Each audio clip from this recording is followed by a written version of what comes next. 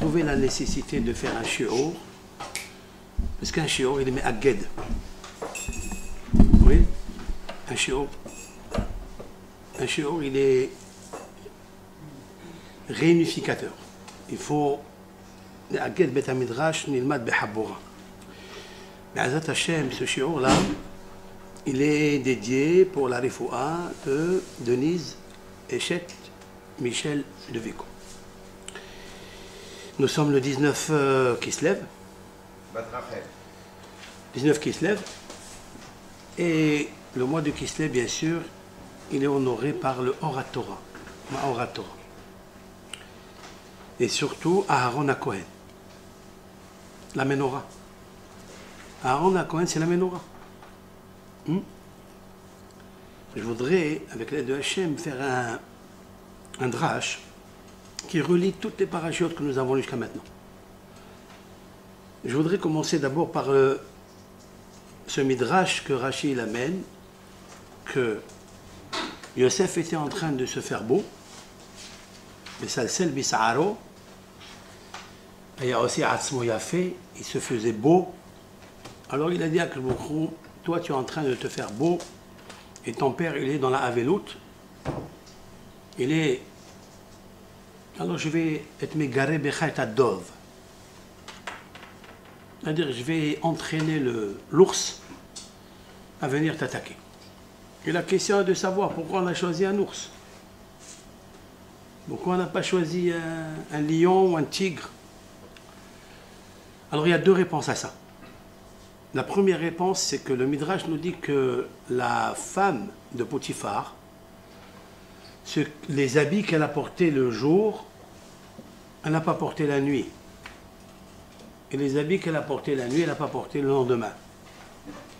Chaque fois, elle changeait de vêtements, elle allait, elle revenait. Tout on le sait, Vaïhi, Kedabera, Elav, Yom, Yom. Ce fut lorsqu'elle parlait avec lui, jour, jour. Ça veut dire quoi? Ça veut dire que tous les jours, elle se vêtissait de vêtements nouveaux, plus beaux, pour attirer Yosef.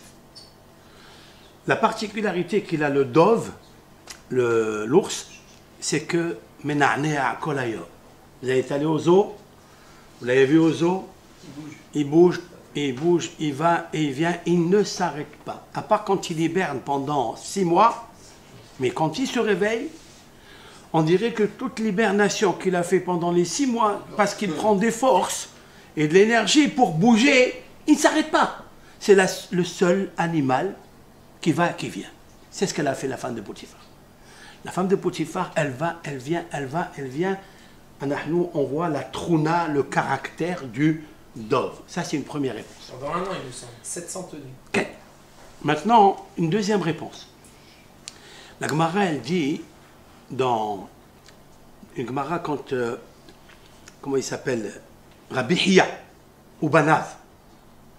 Rabbi Hiya ou Banav, leur prière, elle était tellement grande qu'ils pouvaient amener le Mashiach. Ils pouvaient amener le Mashiach, la Gemara, elle dit. Et lorsqu'ils ont commencé à prier, parce qu'ils ont demandé à Rabbeinu Akadosh, le maître de Rabbi Hiya, ils lui ont demandé, dans ce monde, qui est le meilleur, qui est le plus grand? Rabbeinu Akadosh, il a demandé à Akadosh Baruch Hu. Il lui a dit, Hiya ou Banav. Il dit, Hiya et ses enfants. Qu'est-ce qu'il a de particulier? Chaque fois quand il prie, Avraham, il se réveille à Me'arat HaMachpelah, Yitzhak et Yaakov, et si ils sont mishtakfim avec eux dans la tefila, ils s'associent avec eux dans la prière, ils amènent le Mashiach.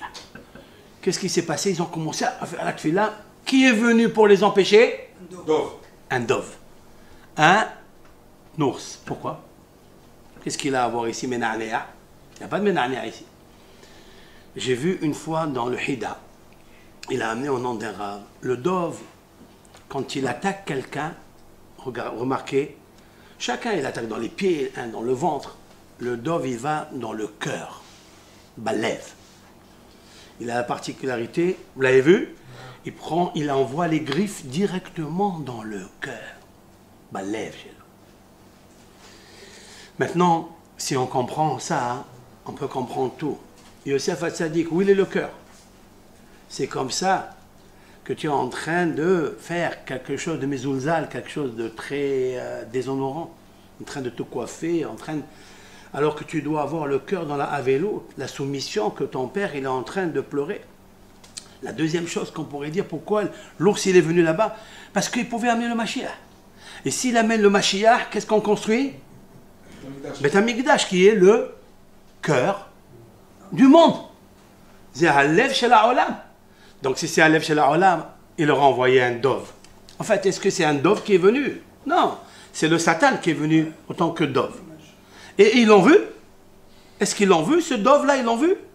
Oui, il est apparu. S'ils se sont arrêtés, c'est qu'il est apparu. Je voudrais parler de ça. Je voudrais parler, avec l'aide de Hachem, d'un midrash de Pirkei Rabbi Eliezer qui est très étonnant. Très complexe et très étonnant. Et de là-bas, je voudrais apporter un yesod dans Avodat Hashem.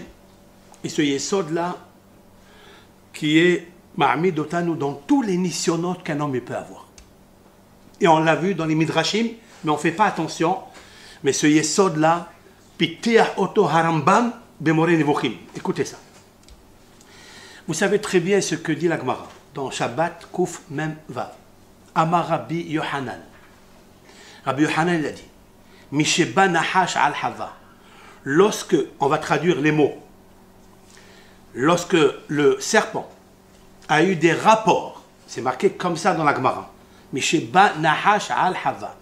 Lorsque le Nahash a eu des rapports avec Hava, Hitil ba Zohama, il a intromis en elle une impureté. Voilà ce que la Gemara elle a dit. Israël, chez Amda Raglehem Behar Sinaï, Israël, qu'ils ont foulé les pieds au mont Sinaï, parce qu'à Zohamatan. La Zohama s'est arrêtée. Akoum, Avdei Avodah Zorah, chez Lo, qui bleu ta Torah, ils n'ont pas reçu la Torah, Lo parce qu'à Zohamatan. Comment on explique? Et d'ailleurs, tout le monde pense, et beaucoup, j'ai eu même une discussion avec Rabbi Shalom tout à l'heure, hier, il m'a dit, il y a un midrash qui dit, Rabbi Azem, je sais pas, Mamash le Nahash, il a fait la bia avec elle. Je lui ai dit, vous croyez que c'est la Torah, elle va nous parler des choses comme ça? Je prouvais que ce n'est pas un problème de bia, d'un rapport, vraiment un rapport intime qu'il a eu avec la. Et même, plus grand que ça, qu'est-ce que c'est, ça veut dire le Nahash? C'est quoi le Nahash? Le Nahash, c'est un serpent qui circule dans le Gan Eden. Pensez que la Torah n'a rien à faire que de nous parler d'un serpent, la Torah qui est éternelle. Maintenant, qu'est-ce que dit Rashi sur cette Gemara? Misheba Nahash al-Hava. Suivez le fil conducteur parce que grâce à ça, je vais expliquer beaucoup de inanim ici dans la paracha de Vayeshev, Vayishlah, etc. Qu'est-ce que c'est? Il dit comme ça, Rashi. Mishenatan la etza. Les echol minaetz, je traduis. Lorsqu'il lui a donné le conseil de manger minaetz, c'est-à-dire de l'arbre, ba'alea. Alors, ba'alea. Comment on va traduire ce Rashi très difficile? Qu'est-ce que ça veut dire, Mishenatan la etza, quand tu lui as donné le conseil, oui, de manger du fruit interdit, alors, ba'aleha. Est-ce que ça veut dire qu'il lui a donné le conseil et ba'aleha? On ne comprend pas ce Rashi-là. L'explication que je voulais lui donner, la voici, je vous la donne de suite, ce que j'ai expliqué hier à Muhaverim. Mishenatan la etza, c'est ça la etza. Le Nahash, c'est quelqu'un qui vient et qui donne des etzot dans la tête de l'homme. Voilà l'île. Il est considéré comme le Nahash, comme le Satan, comme Samech Mem Aleph, comme ce que vous voulez. Nos sages l'ont appelé de différents surnoms et ça dépend quand il intervient. Il faut être médakdek, il faut être minutieux. Quand Hachamim, ils nous ont dit quelque chose, pourquoi ici l'ont dit comme ça, comme le dove, l'ours? Ils savent pourquoi ils ont dit l'ours. Ici, Nahash. C'est le Nahash. En fait, je voulais dire avec l'aide de Hachem que le conseil que donne le nahash, le serpent à l'homme, c'est le koah hadimion, c'est-à-dire l'imagination que nous avons en tête. Voilà la différence qu'il y a entre les hommes, et je vais apporter des preuves, entre les hommes qui ont réussi dans leur vie, les tzaddikim, qui ont eu des épreuves insoupçonnées, des épreuves grandioses de maladie, de pauvreté. Ils étaient dans les prisons, ils étaient dans la Shoah, ils sont sortis très très forts, et encore plus forts, pourquoi? Parce qu'ils ont été mehazek, ils ont renforcé leur moah. Lorsque tu renforces le moah, alors tu n'es pas touché du conseil du nahash. Et avec ça, on peut comprendre qu'il y a plusieurs personnalités du Ham Israël, comme Binyamin, comme d'autres, comme David, Ishaï, le père de David, chez Metoubé, Etio chez le Nahash, qui sont morts par le conseil du Nahash. C'est une Gemara. Etio en araméen, c'est Etsa. C'est bien ce qu'il dit Rashi. Etsa ta Nahash. Qu'est-ce que ça veut dire? Que eux, ils n'ont jamais fauté. Et que, à cause du péché originel de Adam et de Hava, provoqué par la Etsa de Nahash, ça, pour ça, ils sont morts. Mais sinon, ils ne devaient pas mourir. Alors, ça veut dire quoi? Ça veut dire que leur sechel, il est tellement puissant, tellement fort, qu'ils n'ont pas fauté, ils n'ont pas écouté le Koham Damé. Jusqu'à là, c'est bien. Maintenant, je vous apporte Harambam. Ce que je dis, c'est des paroles de Harambam dans Moreh Nevuchim. Je l'ai eu grâce à Maharsha. Le Maharsha, quand il amène cette Gemara dans Kouf Memvav, il dit Ubi uro shel davar, Bisheba Nahash al Hava, Ubi uro shel davar, Ayen, Moreh Nevuchim, Maïmonide, dans le Guide des Égarés, Perek Sheni, Helek Sheni, la deuxième partie du livre, dans le chapitre 30. Regardez ce qu'il dit.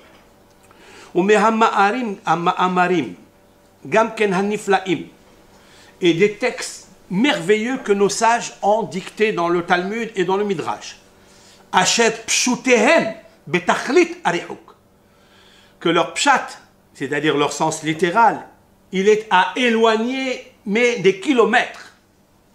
C'est-à-dire ne comprend pas le texte comme il est superflu.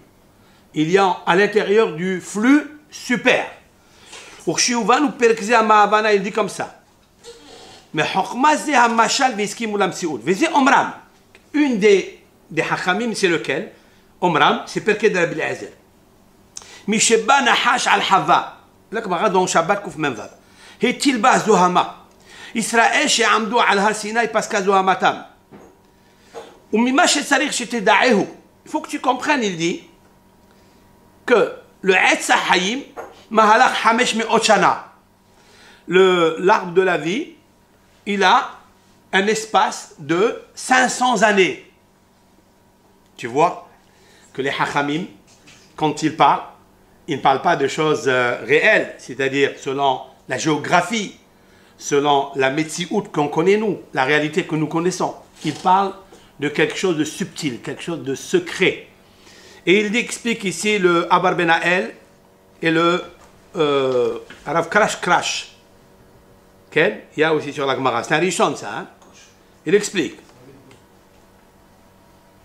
Au nom du Rambam, il dit comme ça. Haratson basé. Écoutez bien. Quelle est l'explication? Pascal Zohamat, tout ça. Haratson basé. Mi sheshalat koaham dameh ala nefesh hamargeshet. Nous avons une âme sensible, sensuelle.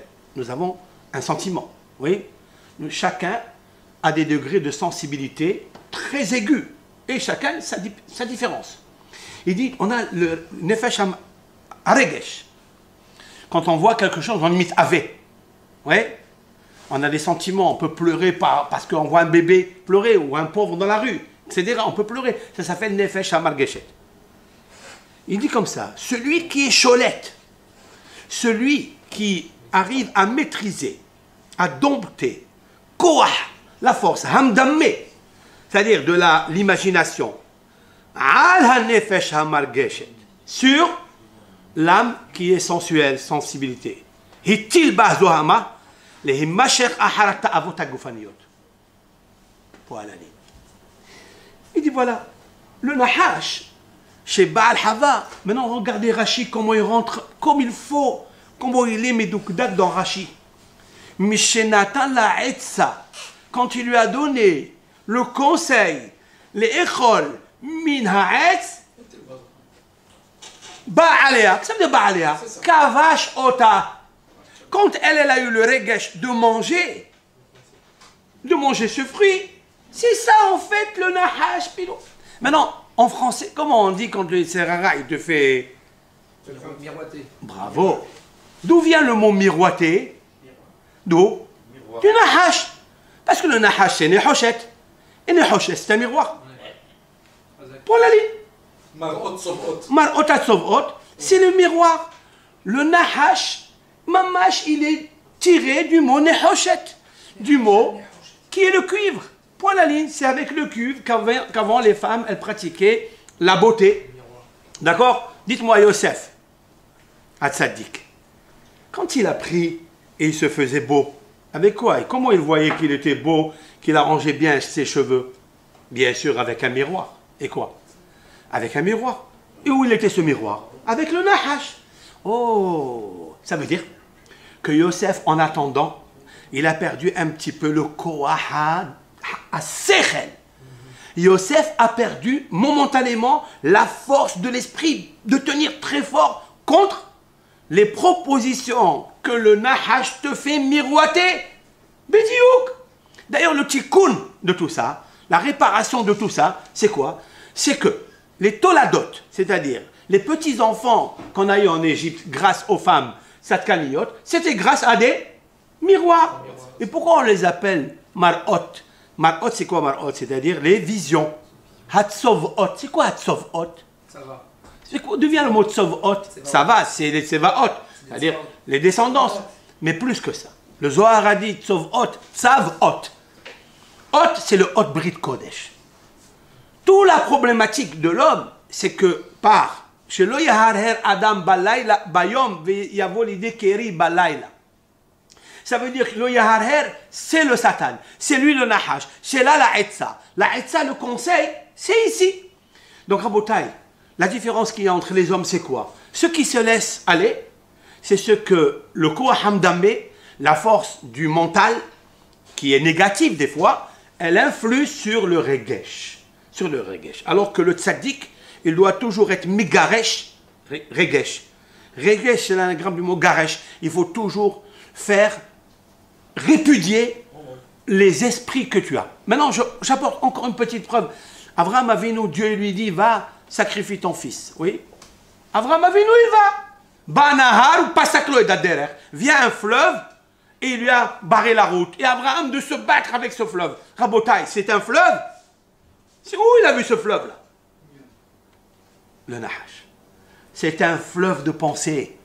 Il est venu le Koaham Dammé, il lui a dit des choses, ça et ça. Rabotai, toute la force du Moussar, c'est Hazek ba Moussar Ateref, ça veut dire ne laisse pas la force du Médammé t'envahir. Et Hazak Bedato.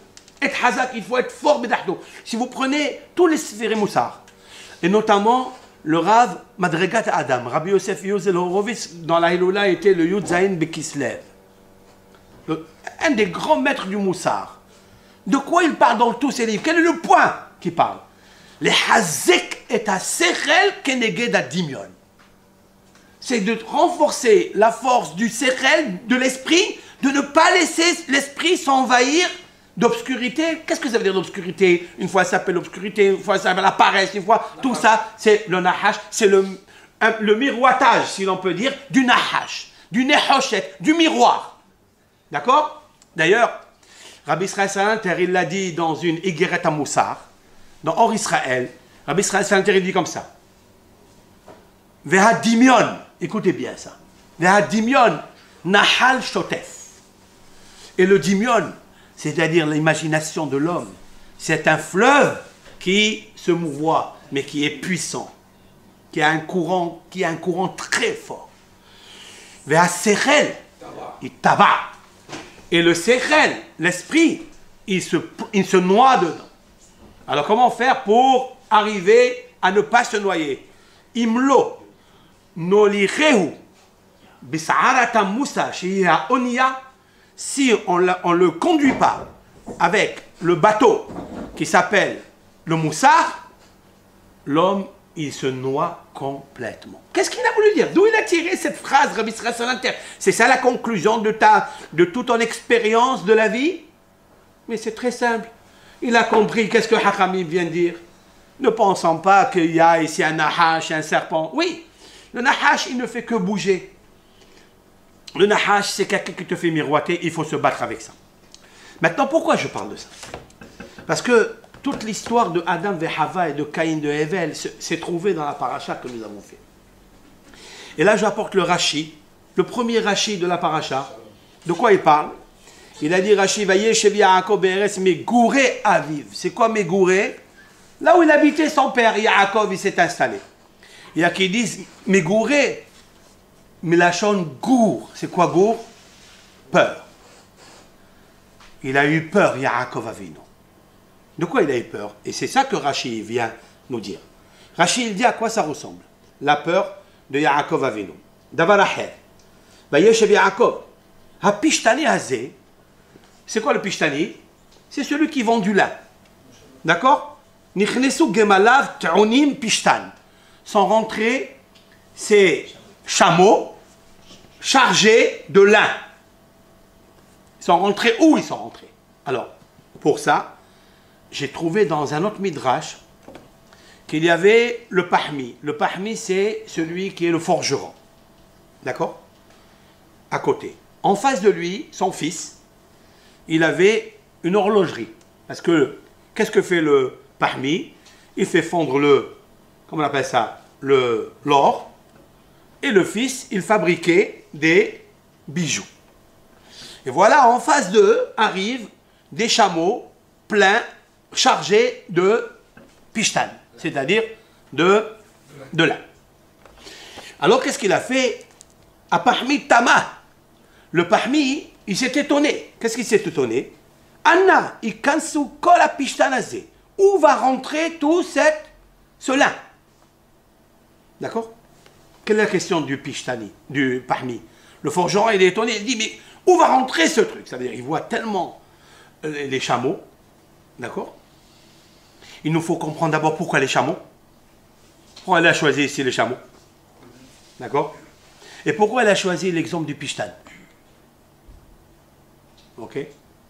Pourquoi le pishtan? Maintenant, la réponse, elle est comme ça. Il a dit, il y avait là-bas un homme intelligent et il lui a répondu à ce peureux-là de forgeron. Il lui a dit, il lui dit, écoute, tu sais, dans ton forgeron, dans ta, comment on appelle, chalumeau, il y a des étincelles. Ces étincelles, elle peut tout brûler et faire disparaître tout le lin. Ok? Et Rashi, il amène que ça ressemble à quoi? Yaakov, c'est le Pahmi. Yaakov, c'est le forgeron. Il a un chalumeau. Parce que dans la Haftara, la semaine dernière, on a dit, la Yabet Yaakov, Esh. Yaakov, la maison de Yaakov, c'est Esh, c'est le feu. Ok? C'est lui le Pahmi. Mais Bet Yosef, et la maison de Yosef, c'est l'Ehava, c'est le Nitzutz, c'est-à-dire l'étincelle. Au Bet Esav, les caches. Et Bet Esav, les caches, c'est-à-dire la paille. Il dit, qu'est-ce que... Yaakov, ne t'inquiète pas. On voit juste Yosef avec une petite étincelle. Tu envoies sur la paille et tout va brûler. Ok. Ça, c'est bien le machin. Maintenant, de quoi il avait peur en fait? Comment il a raisonné? La résonance, c'est la même chose. Hachamim disent que lorsque Yaakov, il a vu dans la paracha de la semaine dernière, on a cité les Aloufim, les généraux de Esav. D'accord? Les généraux de Esav. Puis, Yaakov, il s'est dit, mais comment ils vont rentrer tout cela en Eretz Israël? Ils vont inonder Eretz Israël. Qu'est-ce que je vais devenir, moi, là-bas? Il a dit, t'inquiète pas, ne t'étonne pas. N'aie pas peur, il lui a dit. Juste, tu l'as calmé, ne t'aie pas peur, n'aie pas peur. Tu sais, qu'est-ce que c'est ça? C'est quoi? C'est du pishtan. Il dit, non, c'est pas du pishtan, c'est de la paille. C'est ce qu'il dit Rachid, oui. Ma question, elle est, c'est de la paille ou c'est du pishtan? Voilà ma question. Ma question, elle est, le Midrash, ils disent que les Aloufim de Esav, ils sont rentrés avec des Gemalim pleins de pishtan, de lin. Qu'est-ce qu'on répond? Non, c'est pas du lin, c'est de la paille. Parce que le lin, il est dur. Vous savez que le lin, il est rigide. Et la paille, elle est souple. Mais alors, le chalumeau, il peut brûler tout. Mais pourquoi une fois tu parles du pishtan, une fois tu parles du lin? Et la deuxième question est, pourquoi Gemalim? Rabotai. D'après le Yesod que je vous ai donné, tout est expliqué dans Rachid. Pourquoi? Yaakov, c'est le parmi, quand il voit tous ces Aloufim, il a peur. Pourquoi? Il dit, c'est le pishtan. Oui, mais c'est le pishtan, c'est que le samer même, ça. Le pishtan, c'est que le samer même, c'est que la force du mal. C'est un alouf qui est le dimion. Mais en vérité, ce alouf-là, c'est que de la paille. Ça veut dire que ton Satan, même si tu penses qu'il est rigide, il est fort comme le pishtan, eh bien, ne le laisse pas te dominer, te dompter tes régachim, et tu as peur de lui. Vous comprenez? Tout est un inyan de Torah. Si tu étudies la Torah, tu es mehazek le chalumeau. Le chalumeau, c'est le cerveau de l'homme. C'est ça le chalumeau. D'ailleurs, moah, c'est ham. Moah, c'est chaud. Et chaud, c'est le chalumeau. Et le chalumeau, quand il y a une étincelle de lui qui sort, tu brûles. D'où on le voit ça, Yonatan ben Oziel. Yonatan ben Oziel, c'est l'élève le plus petit des 80 élèves de Hillel. Quand il étudiait, même quand il y avait un oiseau qui volait en l'air, grâce par l'étude de la Torah, la chaleur de la Torah, il brûlait. J'ai jamais compris ça. Vous comprenez, vous, que le Harizal n'a jamais tué une mouche? Et Yonatan ben Oziel, il tue un oiseau? Harambam a répondu. Harambam a dit que l'oiseau, c'est le Esserara. Moi, pour moi, l'oiseau, c'est le dimion. L'homme, le dimion. Et ce dimion, il veut rentrer dans Yonatan ben Oziel, il veut rentrer en lui. Mais avec le chalumeau de la Torah, il brûle tous les marchavot raot, toutes les mauvaises pensées qui viennent à l'homme comme des oiseaux, comme des abeilles, qui veulent rentrer en lui pendant l'étude, pendant la tfila. Combien nous recevons des marchavot raot qui veulent nous empêcher? C'est vrai? Maintenant, pourquoi les Gemalim? La réponse, elle est très claire. Je viens de vous citer un perquet de Rabbi Eliezer. Rabbi Eliezer, il dit, comment ça s'est produit? Comment il ressemble le serpent quand il vient attaquer l'homme? Ba Samael, écoutez bien. Il est venu le Satan, sa mère même. Perquet de Rabbi Eliezer. Verachav al Gamal. Et il a chevauché le Gamal. Le chameau. Le Gamal, Hayalo. Regardez ce qu'il dit, le Rambam. Mais si je n'ai pas trouvé ce Rambam là, il est tellement puissant, il est tellement fort. Regardez ce qu'il dit à Rambam, à la Shalom.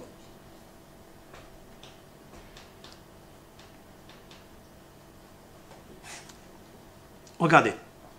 Son lachon, c'est incroyable. Visez chez Zachrou, et ce que nous Hachamim ont cité chez un Nahash Nirkav.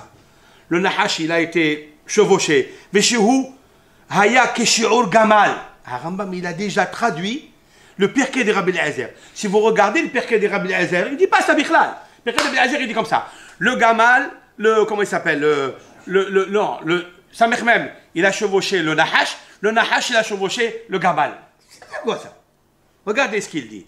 Visez chez Hem Zachrou, dans Pirkei de Rabbi Eliezer. Chez un Nahash Nirkav. Le Nahash, il a été chevauché. Veshehu Haya Keshiur Gamal. Qui est-ce qui a traduit comme ça? Personne. Dans tous les Mefarshim que j'ai vus, personne n'a traduit comme un Rambam.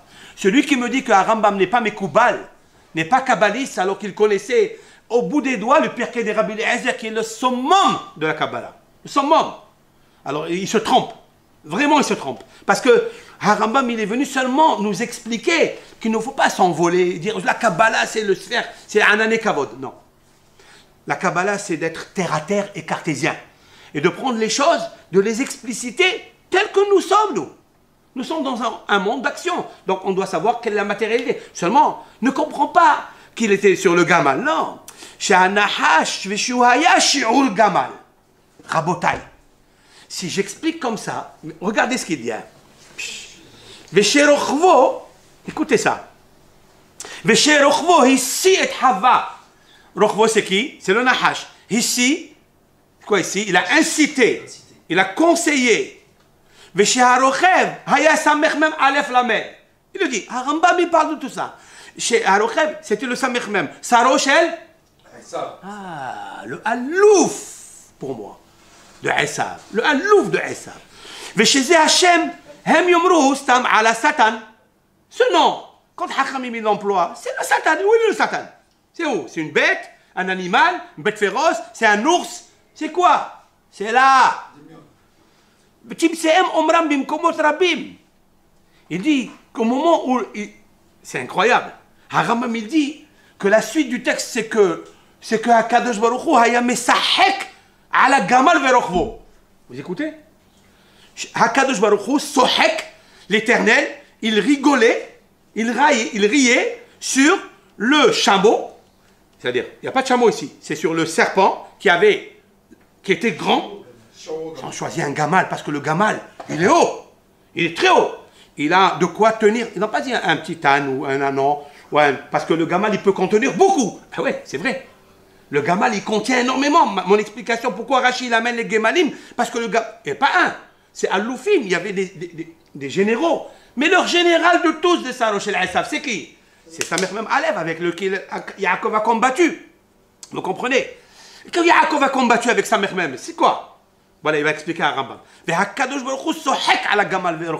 L'Éternel se moque du chameau et celui qui le chevauche. Qu'est-ce que ça veut dire? Pourquoi pour nous, c'est ça? Cartésien. C'est quoi cartésien? Il explique. Harav Karashkas et le Avar Banael. Il amène à Rambam ailleurs, il dit Koahaz Sechel. C'est Akadosh Baruch. La force du Sechel, c'est Akadosh Baruch Hu. Il nous a donné un Sechel, il nous a donné un Seratov, il nous a donné la Torah. Ça, c'est Akadosh Baruch Hu. Sohek ala gamal verochvo. Il dit, qu'est-ce que tu veux? Tu viens me raconter ici qu'il faut faire ça, il faut faire ça. Voilà, il y a une grande ta'ava, voilà un plaisir, voilà un désir, voilà un ceci. Tu viens, moi je me raille de ça. Je rigole de ça. Comment les sadikim sont arrivés à combattre ce dimion? Parce qu'ils ont dit, monsieur, ce que tu me proposes, il vaut rien.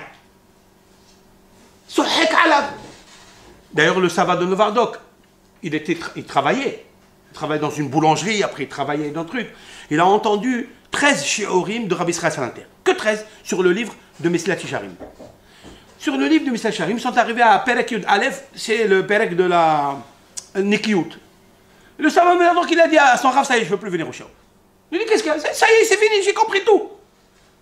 Il a fait une TNA, il a pris ce doigt-là, nous on donne un bras, eux ils donnent une TNA, ils appellent ça en yiddish, une TNA. Il a dit ça, contre le Olam. Je veux plus de Olam. Ça, contre le Israël, je veux plus d'Israël. Et ça, le plus grand, contre moi. Il a dit, ça c'est contre moi maintenant. Tout ce que le Israël, que ce que je vais proposer, tout ce que le Dimion, il va me proposer, je rigole de lui. C'est un Rambam Mufourash. Milano Novardok Kazé. Un Rambam de Moné Rimuchim. Quel Novardok? Comment il a pris les choses, comment il a pris Midrash, comment il les a détaillés. Rabotai, toute la mahloquette de Yaakov avec l'ange. Ne pensez pas qu'il y a un ange qui est venu. Ceci, c'est que Yaakov, il avait beaucoup de heshbonot dans la tête. Énormément de calculs. Comme tous. Mais tous ces calculs, des fois, on l'amène à être Mevatel Torah. Combien de Nissionot ils viennent dans le monde?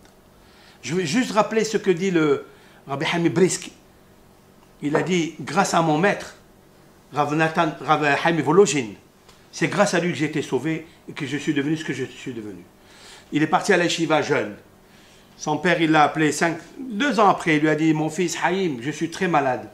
Reviens de la yeshiva de Volojin pour me tenir le magasin. Tu ne vas pas laisser maman seule. Moi, je ne peux plus.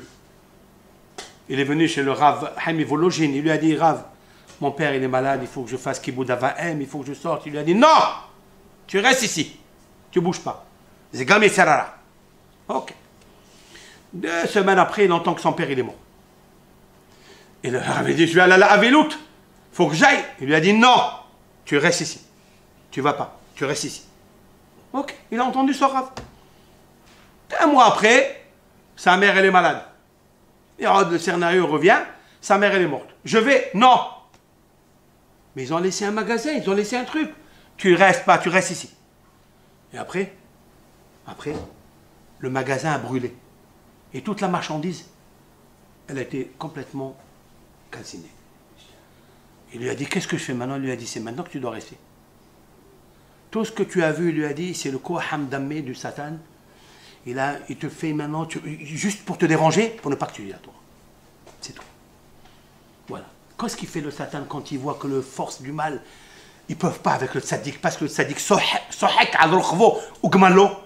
il rigole sur le chevaucheur et sur le chameau, même qu'il est grand. Qu'est-ce qu'il fait? Il lui touche les enfants. Il lui touche, c'est la progéniture qui va de la hanche vers le bas. Vous savez ce que dit le Zohar? Que de la hanche vers le bas, c'est ce qui est le plus facile pour le Serara, parce qu'il est très fort. C'est sa partie à lui. C'est la partie du Brit Kodesh, c'est la partie de comment on appelle ça? Bon. Hein? Ok, Pseder. Makoma Bochette, l'endroit de la honte, comme on dit. C'est sa partie. C'est de là-bas où il s'alimente. D'où il allait le Isara, le quoi de l'homme? De cette partie-là, de l'urine, des excréments, de la semence, etc., etc. C'est la partie la plus basse et c'est là-bas qu'il a luxé la hanche. Parce qu'il ne peut pas ici, avec le sadique. Il ne peut pas. D'accord? Maintenant, il me reste un quart d'heure pour vous dire quelque chose. Le Pishtani, en fait, je n'ai pas répondu pour les Pishtani, j'ai répondu pour le Gamal. J'ai répondu que ce Gamal-là, il semble Pishtani. Mais en fait, c'est que de la paille. Parce que toi, tu as le chalumeau. Tu n'as pas besoin, même du chalumeau, tu n'as pas besoin. Juste, si le chalumeau, il est chargé, c'est ton moah, il est chargé de Hizouk Torah, de Emunah Bitahon, tu n'as pas peur. Même un Nitsus Katan, il peut brûler cette paille. En fait, c'est de la paille. J'ai répondu sur ça. Que le chameau, en fait, c'est des Gemalim qui sont le Koah Gamal, qui est le shi'ur du Nahash sur lequel il est monté. Parce qu'il te présente des choses exceptionnelles. Maintenant, je voudrais parler du Pishtani. Pourquoi ils ont choisi le Pishtan? Vous savez que Caïn, il a offert un korban à Hachem. Qu'est-ce qu'il a offert? Rashi. Il a offert. Hein? Il a offert quoi? Helev. Quel Helev? Tu parles de Caïn ou tu parles de... Caïn. Caïn, c'est la Pishtani. Rashi, il dit, il a offert la graine de lin. Voilà le Pishtani d'où il va sortir à bouteille, pour moi. Il faut revenir à l'histoire de la création. Le lin a une faculté énorme, mais il a aussi des inconvénients. C'est que le lin, si vous le plantez dans un champ de betterave ou un champ de récolte, de blé, vous abîmez tout le champ. Si quelqu'un, la Gemara dans le traité Baba Batra dit que si quelqu'un a loué un champ de blé et il a planté dedans du lin, il devra lui payer toute la terre entière, tout le terrain. Pourquoi? Parce que Pishtan Megareya. Le Pishtan, il est Megareya. Comme ça, donc il n'a pas offert à Akadosh Baruch Hu quelque chose qui est extraordinaire. En fait, qu'est-ce qu'il a voulu faire, Caïn? Du mal? Non.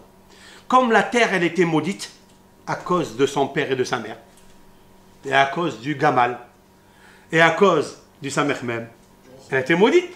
Qu'est-ce qu'il a? À cause de Rochvo ou Gmalo, il a voulu arranger la terre. Il avait une force. Il dit Arura Adama, ben je vais l'arranger. Il a dit cette terre-là, elle a absorbé des choses qui ne sont pas bien. Qu'est-ce qu'elle a absorbé, cette terre-là?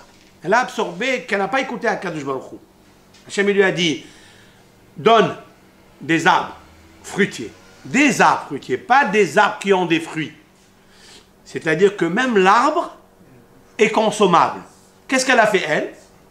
Elle ne l'a pas fait. Mais pourquoi elle ne l'a pas fait? Alors on dit que la terre, ce n'est pas elle, C'est pas avec une terre qu'on parle, avec le nominateur d'en haut. Parce que chaque élément dans ce monde, il a son mazal. Son mazal, il y a que Adam il va voter. Et la preuve, quand est-ce qu'il a puni la terre? C'est quand l'homme il a fauté. Il lui a dit à l'homme, elle va faire pousser pour toi, l'homme, elle va faire pousser des ronces et des cactus. Pourquoi il l'a dit maintenant? Parce qu'il a attendu que lui faute. Alors, en fait, c'est rétroactif. Pourquoi elle a refusé? Donc c'est en haut. Maintenant, c'est très bien tout ça. Mais Caïn, c'est un grand homme, c'est un grand hacham. Il est fait à l'image de Dieu, Caïn. Mais Caïn, il a une partie en lui qui est très mauvaise. C'est quoi? C'est qu'il a la partie de Etzatanahash. Que sa mère, quand elle a accouché de Caïn, elle a accouché avec les forces du mal. Puisqu'elle a consommé ce fruit. Du fait qu'elle a consommé ce fruit, c'est ça la relation intime. Rabotaï, quand on dit que le Nahash, il a eu une relation intime avec Havas, c'est pas ça. C'est qu'elle a mangé, c'est tout. Parce qu'elle a mangé. Et le fait d'avoir mangé, d'où on sait qu'un rapport intime s'appelle aussi Ochel. Parashat HaShavua, dans Yosef, qui m'a lehem asher hu ochel, le pain qu'il mange. Quand le pain il mange, bien sûr qu'on le mange. C'est quoi? Il parle de la femme de Potiphar. Il dit à la femme de Potiphar, je ne peux pas faire cette action-là, parce que ton patron, ton mari, il m'a laissé à charge toute l'économa de sa maison, excepté le pain qu'il mange. Le pain qu'il mange, Rachid explique, Yosef est très pudique dans ses paroles, et donc il dit, toi, qui m'a Isha, il ne peut pas lui dire à Isha, parce que s'il dit à Isha, il va réveiller le Esh en lui. Vous comprenez? Il n'a pas dit à Isha, parce qu'il dit Isha c'est Esh. Ouh, il va réveiller le Esh. Il a dit, qui m'a lehem asher hu ochel. En même temps, il se rappelle du lehem de Akshbouchou. En même temps, lehem, c'est quoi? C'est la lehima, c'est le combat avec ça. Et lehem, c'est le halom. Le lehem, en fait, c'est le halom. Le halom, c'est ce que le dimion, la force du mal, va lui proposer pour faire la avera. Et pour faire la avera, il était obligé de dire lehem asher hu ochel. Mais c'est la etza que le Nachash il donne à l'homme. Mange. Il dit mange. Il ne va rien avoir. T'inquiète pas, tu ne vas pas mourir. T'inquiète pas. Ce lehem-là, d'accord? Vous savez très bien que dans la paracha, il est marqué le mot lehem ou pas? Oui, mais à 2 fois, il est marqué. Ou, dans l'histoire de Yosef avec la femme de Potiphar, et aussi... Non, dans la paracha, je parle. Vaishvu lechol lahem. Ils sont assis pour manger du pain. Comment? Je ne sais pas, c'est lehem. D'où va sortir un jour Bethléem? À qui appartient Bethléem? À qui appartient Bethléem de l'Eretz Israël? Bethléem, Yehuda. C'est Yehuda qui va sauver Yosef. Pourquoi? Parce que Yehuda, il va sentir le parfum. Ils sont en train de manger. Ils ont jeté Yosef dans le puits. Ils sont en train de manger. Ils ont levé les yeux. Voici une diligence de Ishmaélim qui arrive. Et il charge. Qu'est-ce qu'il charge? Du parfum. Et alors pourquoi il nous dit qu'il cherche du parfum ou qu'il charge de... Le Talmud dit, Rashi rapporte, parce que cette diligence, elle va prendre Yosef. Habituellement, cette diligence, elle charge du pétrole, des odeurs infectes. Et comme ce tzaddik va être racheté et vendu en Égypte, il va monter dans ce carrosse, et ce carrosse sentira le parfum. Rabotaï, ils sont en train de manger, mais et voici, qu'est-ce que Vehine, c'est la prophétie. Chaque fois qu'apparaît le mot Vehine, Halom, Vehine, Léa, c'est la prophétie. Comme ça explique le Malbim. Dans la Torah, ce n'est pas Vehine comme ça, Stam. Vehine, Halom. Et voici la prophétie. Ok? Pour ça que peut-être que le mot Hine, c'est 60. Il y a toujours un 60e de prophétie. Peut-être. Le mot Hine, peut-être. Pour ajouter une petite cerise. D'accord? D'accord? Il dit Vehine, ça veut dire quoi? Ça veut dire que Yehuda, c'est lui qui a senti. Voilà pourquoi un jour le Yehuda, il va avoir Mashiach. Oui? Parce qu'il va sauver Yosef. Qu'est-ce qu'on dira à Yeshaya sur le Mashiach? Qu'est-ce qu'on dira de lui? Vehariho bir'at Hashem. Il sentira la crainte de Dieu. Tu n'as pas besoin de dire Taref Kacher. Amène-lui le off. Quand tu as un problème, tu as un deal dans un tarnégol. Est-ce qu'il a fait bien la shita? Est-ce que les poumons, on les a jetés? On ne sait pas s'ils étaient troués ou pas. Amène au Mashiach le tarnégol, le coq ou le poule. Vehariho bir'at Hashem. Il sent si ce coq, il a Hachamaïm, il est caché ou pas. Oui? D'où il a ça, Yehuda? D'où il a Mashiach ça? Ici, dans la paracha. Parce que Yehuda, il sent quelque chose. Il dit, tu sens quelque chose, tu sauves à cause de ça, tu sauves mon fils. Alors, à Botaï, tu auras le Mashiach en toi. Ça veut dire quoi? Même que Béhémet, Yehuda, c'était un grand homme, et c'est un homme qui va vivre après des choses très difficiles. Très difficiles. Mais grâce à qui il est sorti Yehuda? Grâce à qui? Grâce à Léa. Bitecha Gedola. Et Rachel, Bitecha C'est quoi Gedola? C'est quoi Ketana? Midrash. Gedola bematanoteha. Elle est grande dans les matanotes que Dieu lui a données. Ve Léa, ve Rachel Ketana. Pourquoi tu ne l'as pas appelé Léa Habechira? L'aîné. Et Rachel Hatseira. Comme va dire Lavan après à Yaakov. Pourquoi il n'a pas dit Ketana Gedola? Et ici il a dit Gedola Ketana, le Midrash. Gedola, pourquoi? Parce qu'elle a eu des matanotes aruchot, elle a eu des matanotes très très longues jusqu'à Mashiach. Yehuda, le roi. Moshe Rabbeinu, Melech aussi. Aharon, Hakohen. Lévi, Issachar, Limouda Torah. Les Gedola et ces matanotes à elle sont aruchot. D'où on sait qu'ils sont Arukot jusqu'à peut-être qu'ils sont Gedolot seulement? Midrash. Amatif Siat Eshmaya. Ve'ene Léa. C'est quoi Rakot? Omer Midrash Aruchot. Long. Très long. Parce qu'elle est Aruchot, ça veut dire elle a des matanotes que quand tu vas lui donner. Tandis que mon cher Rabbeinu, Yosef, qu'est-ce qu'il a eu? Shiloh, détruit. Beth Amikdash de Binyamin, 2 fois détruit. Ils ne sont pas restés beaucoup.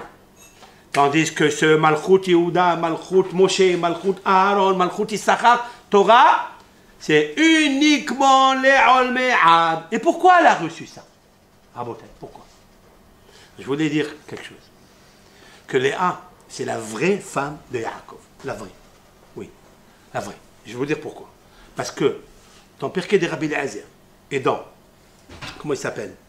Dans Yonatan ben Uzziel, à la Vachalom. Le Talmud de Hillel, d'accord? Qui est avant? Yonatan ben Uzziel ou Rabbi Eliezer ben Okenos? Yonatan ben Uzziel, non? Talmud de Hillel, puisque Rabban Yohanan ben Zakkai, il a enseigné à Eliezer ben Okenos, etc. Tandis que Yonatan ben Uzziel, il était camarade de Rabban Yohanan ben Zakkai. Rabban Yohanan ben Zakkai, c'était le maître de Eliezer ben Arach, Eliezer ben Horkanos, etc. Oui? Pirkei de Rabbi Eliezer. Mais Yonatan ben Uzziel, il a dit. C'est marqué. Vayeda Adam et Hava Ishto. Et Adam, il a donné naissance, elle a donné naissance à 2 enfants. Le premier, Et Caïn. C'est quoi Et Caïn? Il explique le Yonatan ben Uzziel. Et, il y avait une fille qui est née avec Caïn. Donc Hava, la première naissance, elle a donné Caïn, le premier, Bechor, et avec lui une jumelle.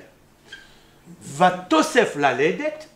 Elle a fait une deuxième grossesse.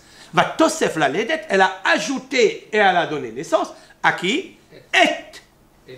Non. Et Ahiv. Parce qu'il a eu 2. Et Hevel. 2 femmes. C'est quoi Et Ahiv, Et Hevel? 2 femmes. Comme si la Gemara a dit, ils sont montés à 2 au lit, ils sont descendus 7. La Gemara a dit, Alou lamita shnaim, viyardu shiva. Adam et Hava se sont accouplés, puis après ils sont descendus 5 en plus, c'est-à-dire Caïn et sa jumelle, Hevel et ses 2 jumelles. Ça fait 5 en plus. Voilà, d'accord? Il y a une question qui se pose, c'est quoi Et Ahiv? Et Ahiv et Hevel. Pourquoi la Torah nous ajoute? Fallait nous dire comme ça, que Hevel, il a eu 2 sœurs, Et Ahiv.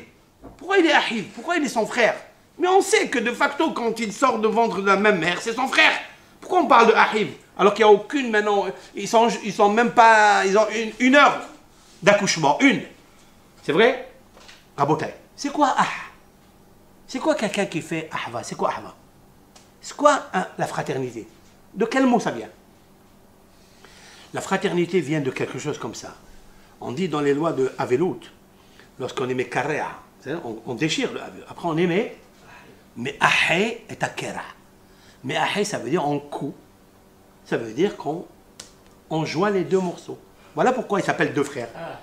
Parce qu'en fait, ils sont séparés, mais ils sont joints, parce que c'est le même ventre qui les a accouchés. C'est ça un Ah. Vous comprenez? En fait, chaque fois qu'on dit Ahiv, c'est quelqu'un qui vient réparer pour qu'il y a une dissension, il y a un dysfonctionnement de quelque chose, et il vient mais Ahé. C'est ça un Ah. Si le deuxième, il s'appelle Ah, c'est qu'il est venu réparer le Kera. C'est quel Kera qu'il y a eu? Ben c'est le Samech même. Il y a le Kera, qu'est-ce qu'il a fait Samech même? Il les a mis tous en deuil. D'accord? Samech même, qu'est-ce qu'il a fait? Le jour où tu mangeras de ça, le jour où tu écouteras le serpent qui va te rentrer dedans, tu vas manger, tu vas consommer, tu vas écouter l'imagination, le regesh et pas le sechel, pas le moi, pas le chalumeau.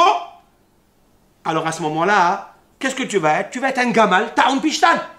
Tu vas être un grand gamal, ta'on pishtan. Ça veut dire que tu as toujours la chose qui est megara'at. Ça veut dire le pishtan, c'est quelque chose qui est megaréa, c'est-à-dire megaréa, ça veut dire qui te détruit. Qui en fait, qui t'abîme ta terre, qui t'abîme ta Torah, qui t'abîme tes mitzvot, qui t'abîme ton moussar. C'est pour ça qu'on cherche le pishtan à pishtani. Et le napah, lui, c'est le chalumeau, c'est le moah.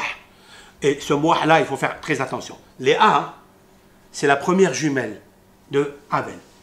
La première jumelle, c'est elle. Et Rachel, c'est la deuxième jumelle de Abel. Voilà pourquoi Yaakov, il voudra Rachel, parce que c'est celle qui est restée avec lui. Parce que, en fait, Abel, c'est Yaakov. Et ça, je l'ai trouvé dans Asara Ma'amarot, de qui est Rabbi Menachem Azar de Fano. Ça, je l'ai dit, je ne l'ai pas vu ça, hein, mais je l'ai vu après, dans Yalkut Reuveni l'a amené, je l'ai montré à Shlomo. Et c'était sa mère de trouver une chose pareille. Et en fait, vous trouverez dans la paracha quelque chose de magnifique, parce que Yaakov, il vient chez Rachel, il lui dit, écoute, je suis le frère de ton père.